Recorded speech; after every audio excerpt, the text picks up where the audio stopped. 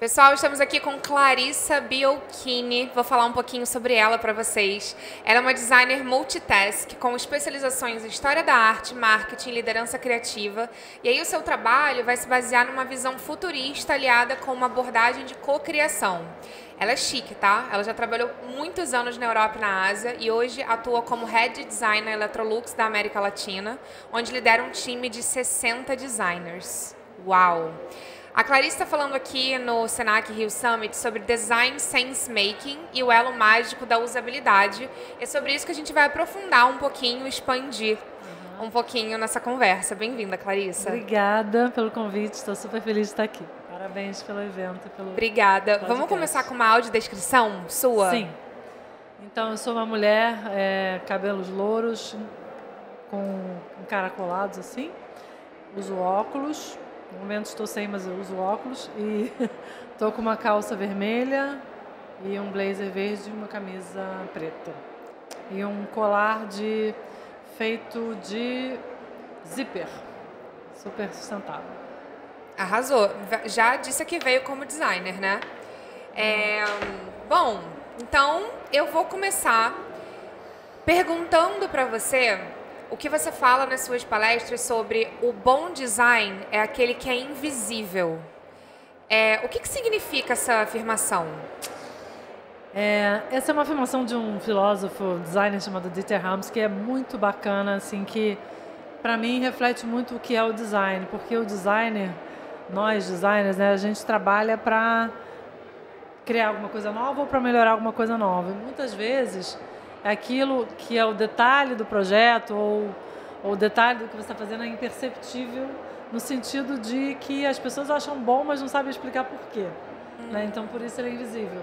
Você não sabe explicar porque aquilo está confortável, porque aquilo está bonito, porque aquilo está inteligível, mas é porque tem todo um pensamento por trás. Então, ele é invisível por isso. E é contraditório, né? Porque ao mesmo tempo que você quer botar na rua ser uma coisa, né, visível, sei lá, ao mesmo tempo ele é invisível. Como que isso acaba impactando no trabalho do designer? Legal. Na verdade, isso é um conceito, né? O bom design é invisível, não é o design é invisível. Então, assim, o que é o bom design? É você saber medir, né, as coisas no ponto certo. Então, a forma certa, a cor certa. Então, existem milhões de cores, mas a gente vai escolher uma cor específica para aquilo. A gente vai escolher uma forma, um modelo, uma fonte para aquilo, e aquilo fica confortável. Mas é o bom design que é invisível, não é o design, né? E ele é invisível porque o que está ali no segredo dele ser legal e bom, e bonito, e agradável, é o que faz ele ser mágico. Né? Então, não é qualquer design que é bom, né? Para fazer um bom design, você precisa ser um bom designer, né? E aí a mágica do bom design está dentro desse olhar muito cuidadoso, muito específico. Então, assim, é aquela cor, é aquele detalhe que faz com que o design fique bonito. E aí quando você olha e fala, uau, mas o que está fazendo aquilo ficar bonito? Você não consegue explicar. Então, o invisível é isso. Sabe? Talvez porque tudo esteja conversando com um elo tão, né, bonitinho entre os elementos que você vê o todo, você não vê isso, exatamente isso. Né? E aí você falou uma palavra importante que é impacto. Estou falando longe. Um pouquinho para cá, porque você está falando mais para lá. É só para você ficar mais à vontade. Fazer assim, isso. É porque eu estou olhando para lá. Pode continuar fazendo como você estava fazendo. É só para você ficar mais à vontade e aí a gente dá uma melhor. Entendi. Porque eu estou precisando. Não, eu senti. Mas é só para ficar aqui discretinho. Valeu. Isso, obrigada. Você não era impacto, era incômodo. Tá. Não, mas eu falei impacto, é porque eu falei errado. Deixa eu só fazer uma plaquetinha de novo. Então foi. Vai. E aí você usou uma palavra que eu queria trazer aqui, que é o incômodo, né? O bom design, então, não incomoda? Ou deveria incomodar pouco? É um incômodo... Quando que é um incômodo bom? Quando que é um incômodo ruim? O incômodo que eu acho que você está trazendo, eu acho que é o incômodo de não... Assim, para mim, o bom design não traz incômodo. Ao contrário, ele traz o conforto. Então, de você conseguir enxergar um texto, de você conseguir sentar numa cadeira boa, de você conseguir ouvir o som daquele aparelho, né? Isso tudo é design. Então, esse é o bom design. Então, ele não cria incômodo, ele cria comodidade no sentido de você conseguir usar, conseguir entender, conseguir sentar, né? E o incômodo, acho que o incômodo seria no sentido de um impacto positivo. Uau, que diferente, uau, que bacana, né? Sim. E aí, o que você acha, assim, quais são os maiores obstáculos para um designer não conseguir desempenhar um trabalho que seja um bom trabalho a ponto de gerar esse conforto, a ponto daquele trabalho ficar invisível? Sim. Eu acho que, assim, é um conjunto de coisas, sabe? Design, ele é uma disciplina. Tem um teórico que chama Nigel Cross que trouxe uma visão muito legal do design, que ele diz assim, ele até queria criar uma terceira disciplina. Ele diz que o design, ele não é nem artes, e nem não é nem ciências humanas e nem ciências exatas, ele é no meio. Então, é uma mistura de criatividade com o sense-making, que é essa forma meio engenheira do design pensar, né? Então, a gente cria e a gente organiza as informações. Então, o bom designer, ele tem que observar muito, olhar muito para conseguir entender o que faz as coisas ficarem bonitas e repetir aquilo. Mas ele também tem que passar por um processo, seguir o processo do design, que é observar, né, fazer uma pesquisa contextual, entender para quem que ele está desenhando, para que ele está fazendo aquilo, né, e chega num resultado final que não depende só dele, depende de como você vai construir aquela solução, né? Então são muitos fatores, é multifatorial, assim. É legal você falar isso, que está exatamente no meio do caminho entre humanas e exatas, porque acho que à primeira vista as pessoas podem pensar no design como uma expressão artística. E nesse sentido, né, que a gente trabalha com criatividade, né, com expressão artística e tal, como é que fica a questão da inspiração? Se a gente está falando de uma entrega funcional, mas que muitas vezes a gente precisa colocar assim a criatividade para fluir, mas para ter uma entrega um pouco mais pragmática. Como funciona a inspiração e a criatividade nesse sentido? Então, muito legal. Isso que você descreveu é o design, né? Criatividade mais pragmatismo. Então, assim, a gente precisa usar as duas vertentes. Então, quando você está começando um projeto, você tem que entender, né? Entender o contexto. Na hora que você vai criar a solução, aí é um processo criativo. É um processo criativo livre, né? Onde você pega inspirações de coisas que você já conhece, toda a criação é assim, em cima de algo que já existe, mas você tem que estar livre para realmente pensar o novo, porque design é projetar o novo, sempre. Então, você vai desenhar uma coisa, aquilo não existe, né? Você está desenhando algo que não existe no mundo, né? Existem várias canecas? Existem, mas eu vou desenhar uma caneca que é nova, né? Então, a criatividade é o elemento fundamental no processo do design, porque ela é que traz o novo, né? Depois vem o pragmatismo no sentido de tá funcionando, né? Tem uma exatidão dos números, né? De milímetros que a gente brinca. A gente brinca que para nós, designers, 1 milímetro para um arquiteto é 1 metro. Então, 1 metro para o arquiteto é 1 milímetro para um design. Então, cada milímetro faz a diferença. Perfeito. E aí, como você acha, assim, o design invisível, você acha que pode ser subestimado no sentido, assim, se as pessoas não sentem, elas sentem o conforto, mas você sabe que as pessoas são mais vocais quando incomoda. E se elas não sentem, está confortável, como é que isso pode ser valorizado? Eu não sei se a gente precisa valorizar, porque a gente trabalha pro conforto, né? Então, se você desenhou uma cadeira, aquela cadeira é incrível, super confortável, seu dever está cumprido, né? Sim. Você não precisa ser... Claro, a não ser que você vai para uma premiação, alguma coisa assim, mas o nosso prêmio é assim, exatamente funcionar e as pessoas gostarem de usar, isso é bacana. Entendi. Sabe? E tem alguma métrica, assim, como que você pode medir esse indicador de fluidez? Porque o conforto também, não sei, pode ser uma coisa muito pessoal, não? Então, a gente tem vários tipos de indicadores. Quando a gente está desenhando um serviço, quando a gente está desenhando um app, a gente tem indicadores fáceis de identificar.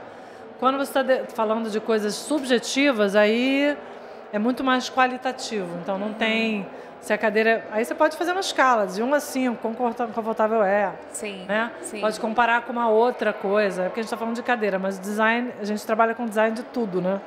Desde uma interface, até um serviço, até um app, até um móvel, até um óculos, né? Sim. Então, cada objeto e cada frente varia na sua inserção no mundo, né?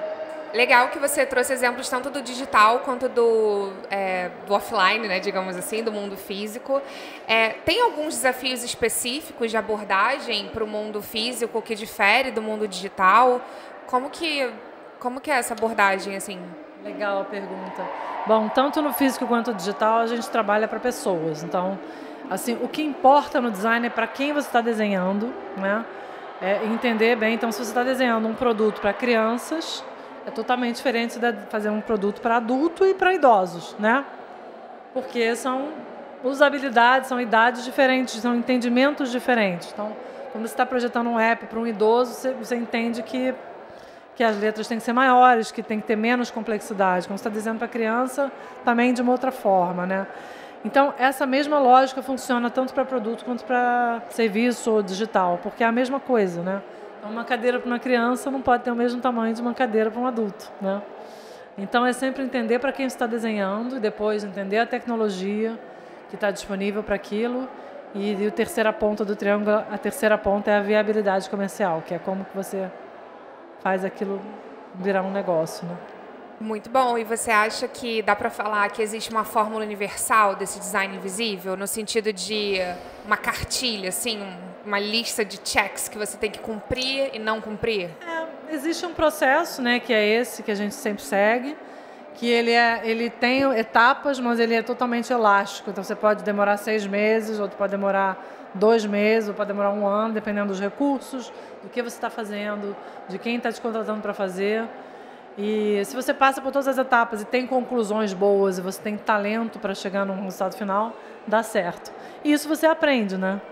Então, se você pega uma pessoa que não é um designer agora para fazer um projeto, não vai conseguir. Mas se essa pessoa aprender, fizer muitos projetos, fizer uma formação, ela vai aprender. Agora, tem o talento também, né? Então, tem pessoas que têm mais talento para certas coisas do que outras. Então, alguns designers têm mais talento para cor, outros para forma, outros para fluxograma, outros para uma visão estratégica do design, né? Outros para pesquisa, então daria muito. Que legal isso, porque eu acho que isso fala com tanta gente que pensa que para fazer design eu preciso necessariamente ser um artista, saber desenhar. Mas você acabou de citar várias habilidades, né? Vários focos diferentes que vários designers podem ter. Um foco mais estratégico de negócio, um foco fonte, tá um boom, né, da coisa da tipografia, né, enfim, sim. É super gostoso ver a galera escrevendo, fazendo letras lindas, e cores e tal. E eu queria entender, assim, beleza, o talento a gente vai descobrindo a nossa veia, mas que habilidades você diria que os designers precisam desenvolver para desempenhar bons trabalhos? Tanto habilidades técnicas quanto as soft skills, até as competências socioemocionais, né, nesse sentido. Legal, as habilidades técnicas são saber fazer pesquisa, saber ter poder de síntese, ter muitas referências, pesquisar muito, entender o mundo, ser interessado em antropologia, psicologia, tecnologia, o ser humano em geral, né? Então, observar e trazer referências, ter uma mente aberta, né? Acho que eu já entrei no soft skills também, né? No soft skills tem um poder de entender, de se comunicar, né?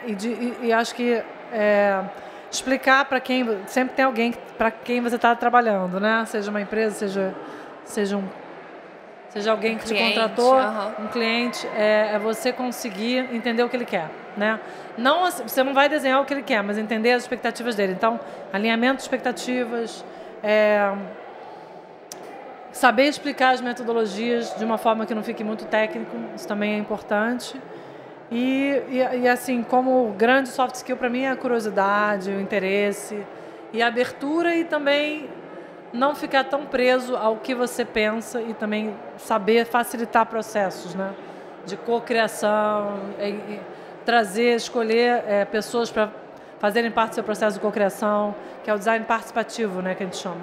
é trazer pessoas em determinados momentos do processo de design para contribuírem com ideias. Isso é muito legal também. Então, saber ser mediar, né, saber ser mediador também é importante.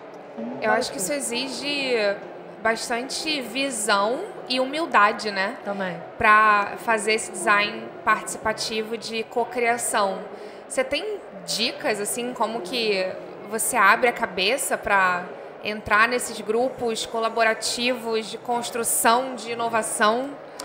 Sim, a dica é entrar sem nenhum preconceito, sem nenhuma ideia preconcebida, não achando que a primeira coisa que você vai escrever é uma solução, ouvir e se permitir criar ideias que você não se julgar também, né? Porque muitas vezes eu já facilitei muito workshop, assim, e às vezes as pessoas, não, isso aqui não está bom, ou então eu não sei desenhar, né?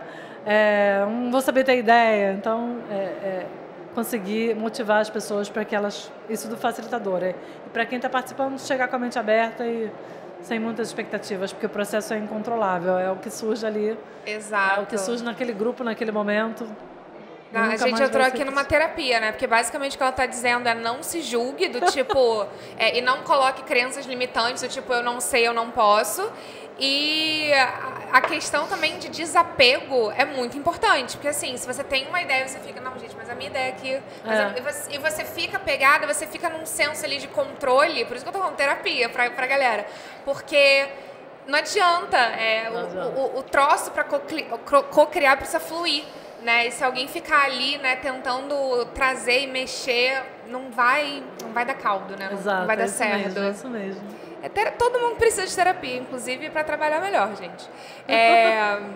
O que eu estava falando aqui, eu queria entender um pouco sobre acessibilidade. Tá.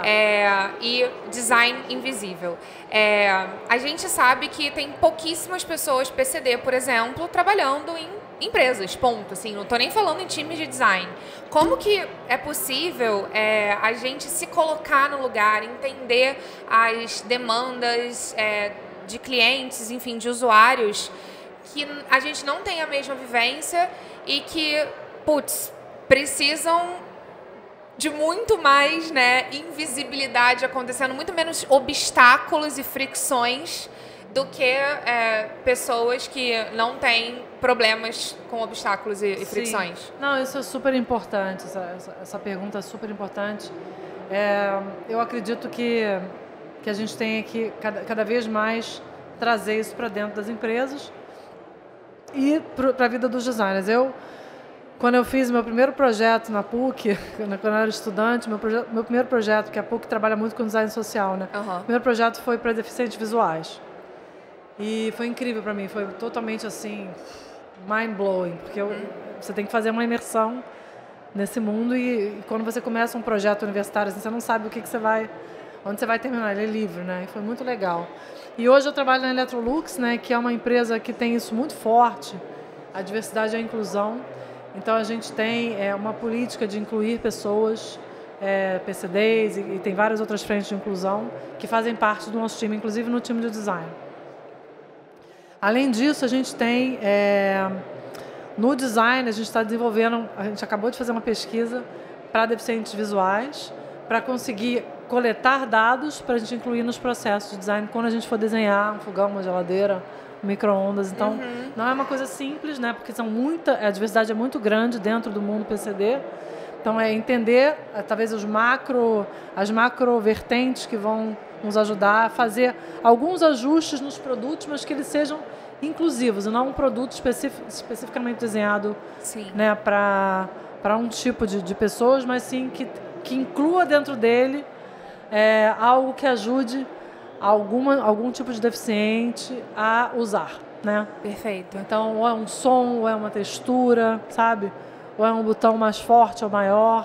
Perfeito. Então, a gente já está com isso nos planos. É muito interessante quando você fala inclusivo, né? Porque, obviamente, a gente está pensando aqui também numa lógica de negócio, de eficiência, que não dá para... mas enfim, mas não dá para a empresa ficar sempre fazendo dois tipos, né? O tipo, para pessoas assim e para pessoas. Então, o mais difícil, acho que no design, é você pensar o simples. E pensar o simples que seja universal. E eu vou dar um exemplo causa disso aqui, eu tenho vivido a vida um pouco mais limitada. Não é a minha mão dominante, não é a esquerda, mas eu lembrei de uma palestra que eu vi que foi realmente de explodir a cabeça, como ela falou aqui, o mind blowing, de produtos, de design de produtos que você pode fazer com uma mão só. Então, assim, um sabonete para lavar o rosto que você abre com uma mão só. E, nossa, eu poderia fazer isso, né, com as duas mãos livres, mas eu também posso fazer com uma só. E para isso eu não preciso fazer duas linhas de produto diferentes. Eu acho que é um pouco sobre isso, sim, né, que a gente está falando. E por incrível que pareça, mais difícil pensar o simples do que você pensar o usável, né, digamos assim. Como é que é esse desafio lá? É isso mesmo. Eu diria que não é nem o simples, é o inclusivo, né? É não pensar o óbvio, né? Sim. Então, sei lá, quando você faz um puxador, né, de uma geladeira, aquele puxador, numa situação normal, você consegue usar, mas não em todas as situações, né? Então, e como você inclui algo que seja ergonomicamente viável, sim, financeiramente viável num projeto. Exato. Acho que esse que é o desafio, e é bem difícil, mas a gente está persistindo para conseguir ter produtos assim. Perfeito.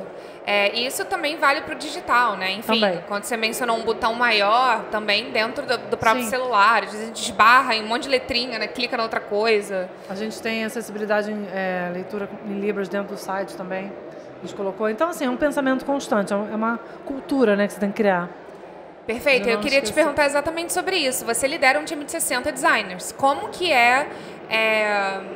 fazer todo mundo estar dentro dessa cultura, desse pensamento, de um pensamento inclusivo e de um pensamento de entrega de qualidade e invisibilidade de design? Uhum. Então, a gente tem isso já muito forte na nossa cultura. Assim, os designers são muito apaixonados por esses temas, né? Justamente porque a gente projeta, então, ao projetar a gente inclui, né? Já está dentro das nossas cabeças e a gente tem lá nos nossos objetivos. Então, tá escrito em pedra que a gente vai fazer, né? Não sabemos o quê, porque projetar é o novo, mas a gente está persistindo esses objetivos. Então, ao fazer uma pesquisa... Só que o que a gente está descobrindo é que não é uma pesquisa, é uma pesquisa específica que a gente tem que fazer, né? Então, isso também é novo, né? Como pesquisar novos públicos, PCDs, né? Não é o mesmo tipo de recrutamento, não é o mesmo tipo de pesquisa, não são as mesmas perguntas. Então, como você inclui isso no seu processo de inovação, exato, de criação de novos produtos. Então, eu acho que compartilhar o aprendizado também, né? Sim. Porque nem sempre todo mundo participa da pesquisa, mas como que você pode trabalhar para disseminar e capilarizar esse aprendizado dentro do time. Exato, e como isso pode ser usado, né? Porque pesquisa gera dados, gera insights, e nem sempre você consegue usar tudo que está ali. Então, aí tem um trabalho de vamos ficar atentos para ver quando a gente for projetar, o que a gente consegue colocar, considerando que a gente já tem alguns dados desse universo, e tudo é um teste. Tem uma outra máxima que é design is never done, né? Tipo assim, nunca está pronto. A gente está sempre querendo melhorar aquilo que a gente fez. Isso, os designers todos são assim. Quando você lança aquilo, não, mas aí podia ter ficado melhor, então como é que a gente faz melhor? Então a gente tem esse desapego no sentido de estar sempre evoluindo, né? É por isso que está no iPhone 15, gente, porque eles estão tentando. Não está mudando muito, né? Mas isso é papo para outra hora. Eu quero continuar aqui na polêmica, mas eu queria falar que com um boom de inteligência artificial, eu estou super estudiosa no assunto, mas eu estou vendo muito site prometendo fazer apps, páginas em minutos. Isso pode ser a felicidade ou o terror, né? E aí, isso daqui a pouco vai fazer, sei lá, eu vou projetar aqui uma cadeira ergonômica em 3 segundos e eu vou botar numa impressora 3D, vai chegar no mundo físico, enfim. O cataclisma da situação, assim, do design. Eu queria entender como que fica a usabilidade nesse caso e a criatividade. No sentido em que a máquina está pegando o senso comum, digamos assim, né, a quantidade de informações disponíveis ali, a média, e fazendo. E aí? Você acha que isso funciona, dá certo? Como você vê o futuro disso? Então, eu acho que não sabemos, né, como vai ser, claro, mas assim, se você olha para a história, né, do mundo, a história da arte, a história da tecnologia, sempre as coisas vão avançando, né? Então, quando Fotografia surgiu, não existia, era pintura. A fotografia substituiu a pintura, depois surgiu o cinema. Será que o cinema vai matar a fotografia? E as coisas vão se sobrepondo, né? E aí agora o cinema HD, digital, isso substituiu... Algumas tecnologias substituem outras, outras não, né? Então, eu acho que o que a gente tem que pensar nesse momento é assim, questões éticas, né, da inteligência artificial que estão, né, vindo à tona, como a gente usa isso, porque é novo. Alguns modelos de negócio vão mudar, já estão mudando, outros não. Algumas profissões vão desaparecer, assim como sempre foi, né? Porque, por exemplo, em gráfico, a fotolito, né, primeiro a gente tinha cromo, depois tinha fotolito, e agora é tudo digital, e agora a impressão é digital. Então, assim, dentro do mundo de impressão gráfica mudou tudo em todos os mundos, né? Na medicina, no direito, né?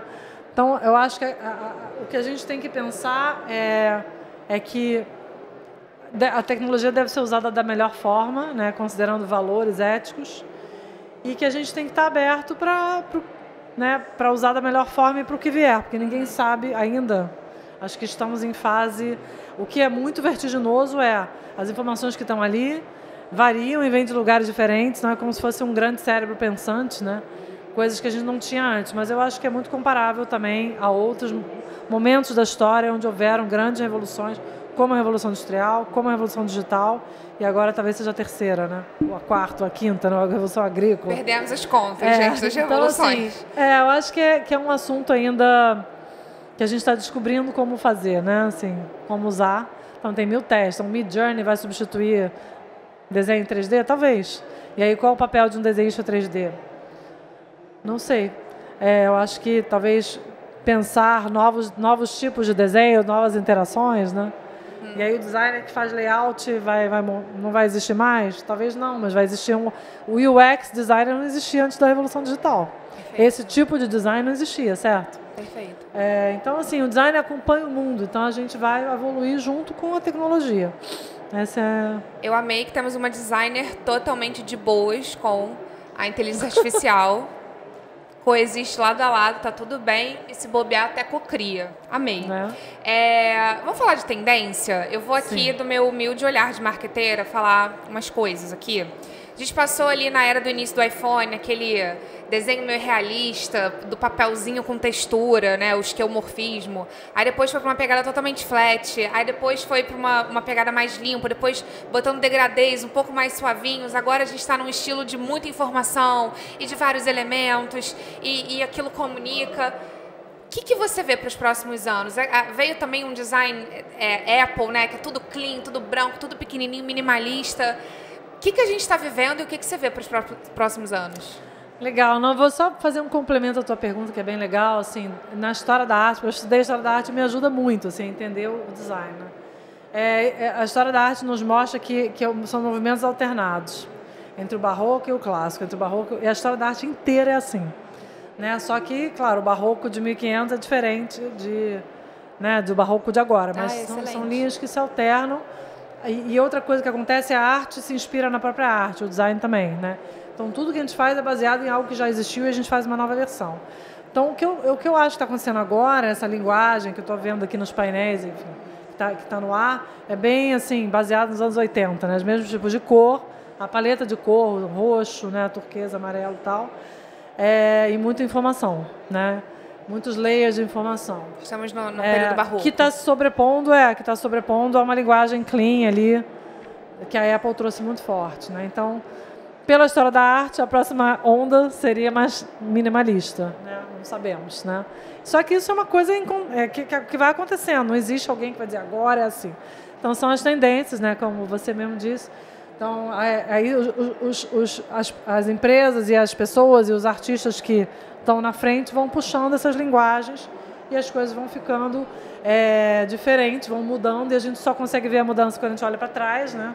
Então agora a gente está no meio dessa linguagem. Então, qual é a próxima? A gente só vai ver a próxima quando essa já estiver obsoleta, né?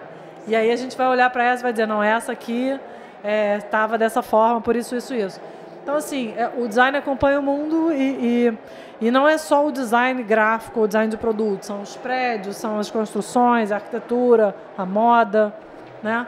Agora, quem está mais na frente sempre é a arte. Então, os artistas eles já estão lá na frente, né? Maravilhoso, amei. A gente acabou de aprender aqui muitas coisas também sobre a história da arte, que nos ajuda a olhar para o futuro. Isso é bem legal. Eu queria só fazer um pedido, não voltem, por favor, com a calça de cintura baixa. Só isso mesmo que eu queria deixar esse recado. Mas eu queria saber os conselhos que você daria para os designers que estão entrando na indústria ou querem se aperfeiçoar. Tá. Bom, eu acho que os designers têm que ter a mente aberta, como eu já falei, tem que ser curiosos, tem que estudar muito, né, para poder entender o mundo, assim.